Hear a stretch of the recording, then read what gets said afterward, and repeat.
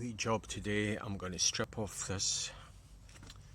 the cylinder head and the two cylinders is going away for a rebore. It's getting rebored 1.5 millimeters oversize. What it is, I done a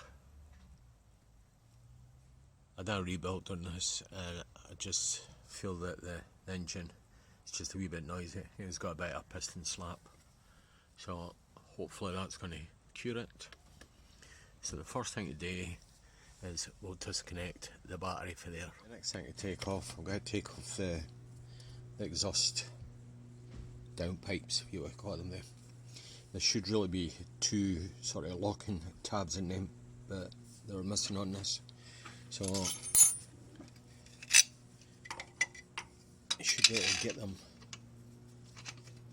with these. Oh.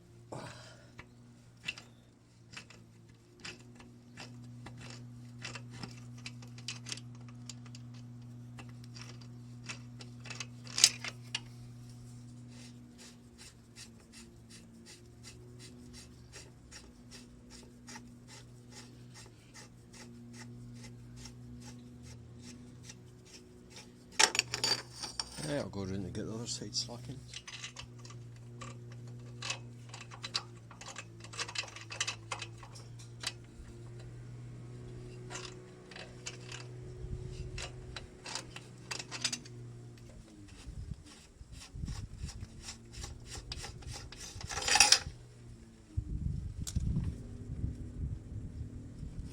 Right, that's that off.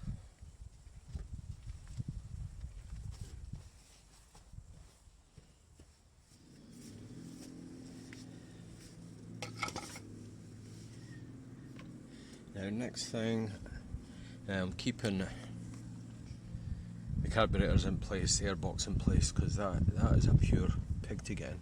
So what I'm going to do, I'll take the 4 M8 bolts out the cylinder head, well sorry, out the cylinder that hold the inlet manifolds in. Right, so these are 30mm spanner.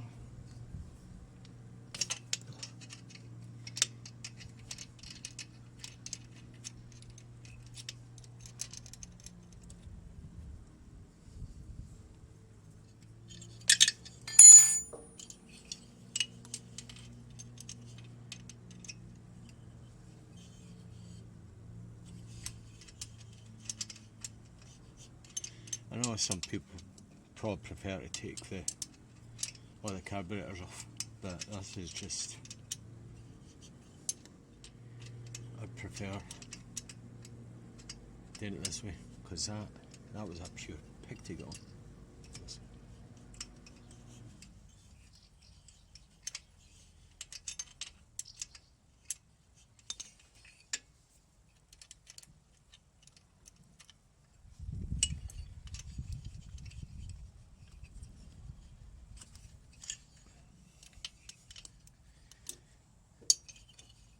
The thing is, these bolts they've not been in that long. I think what it would be like if you try to do this on a bike. It's never been stripped.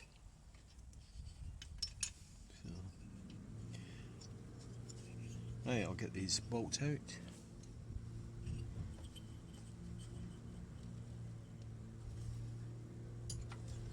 I'm getting there with this. See, I've got quite small hands, so that's quite useful.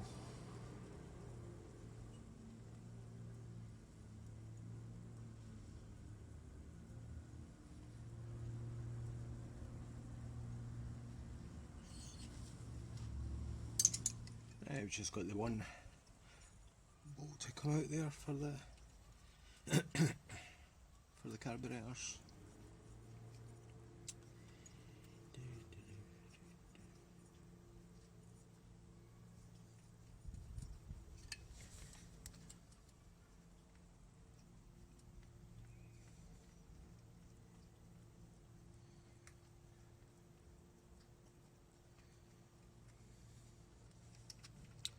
Right, that's them off.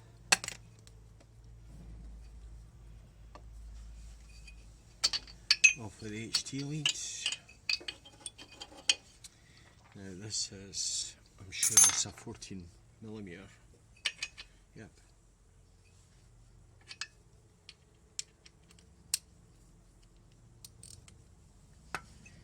Anytime you strip something like this, just make sure it's stone cold, because you know what to start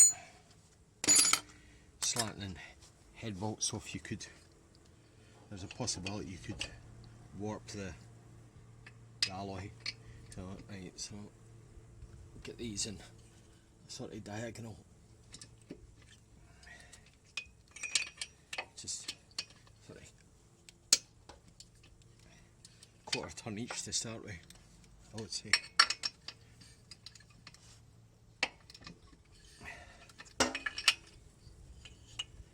Just sort of the opposite sequence of what you would tighten it.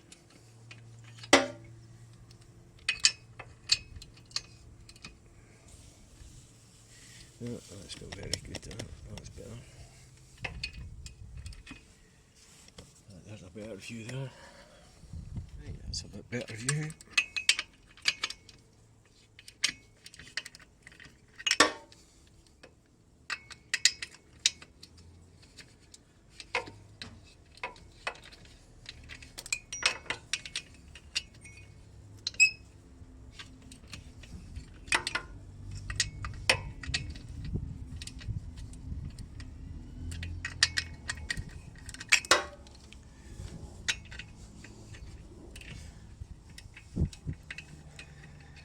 Good thing about this is quite accessible. Kind of like me, you've got plenty of room.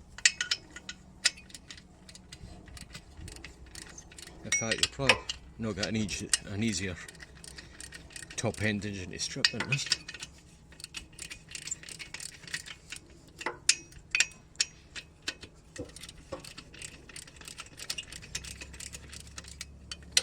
Right, so once you've got them all slackened, you can just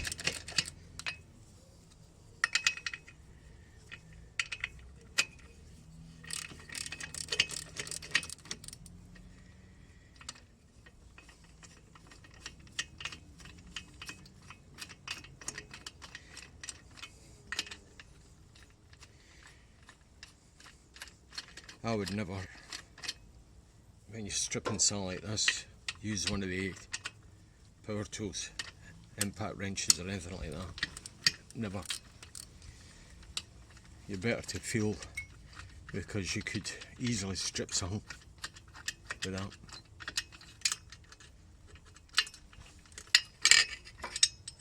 Easily.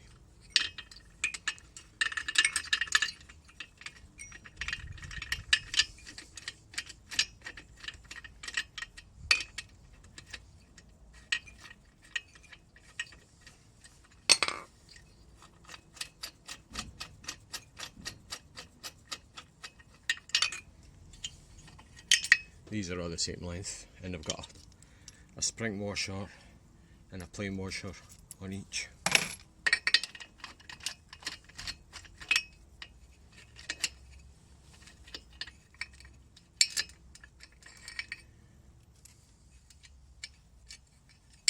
Could actually just get all these slackened and lifting the whole lot off. Lifting the whole lot off my water. Yeah. That's a washer just went flying.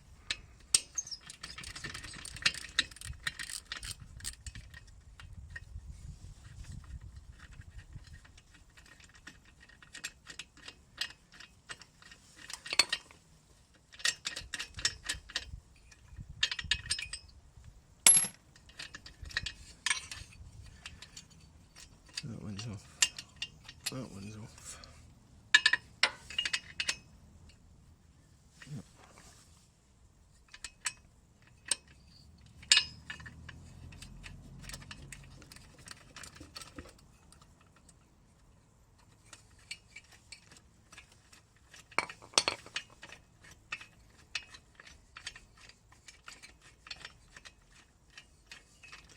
This bike, when I got it, it had been partially restored.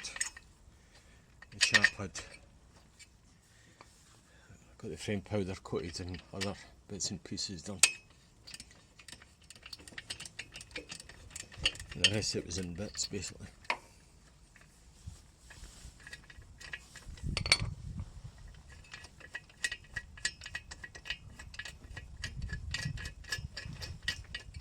Right, that should be ready. Lift off, there we go.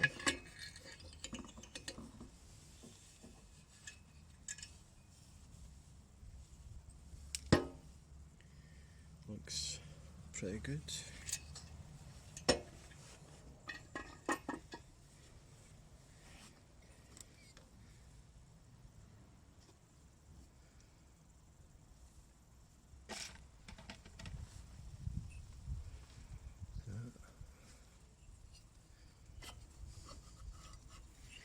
Off with that, I'll just try and get a better view.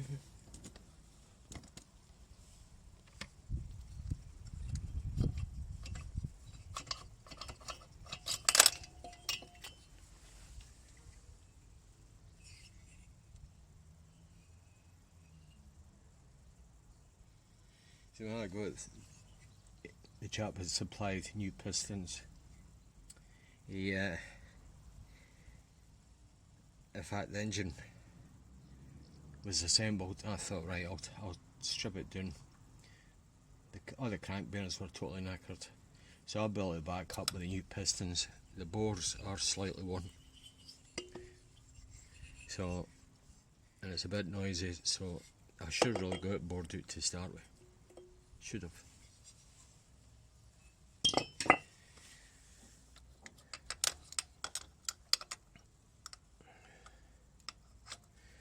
So I'm just doing this ahead of the pistons are due to get delivered here tomorrow, so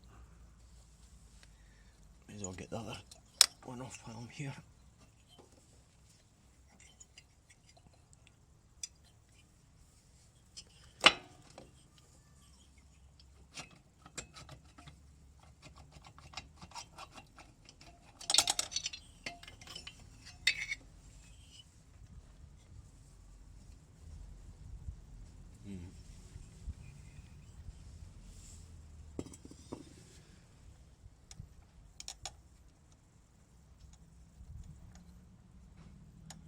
Well, they shouldn't be able to wear that because all the bearings are brand new.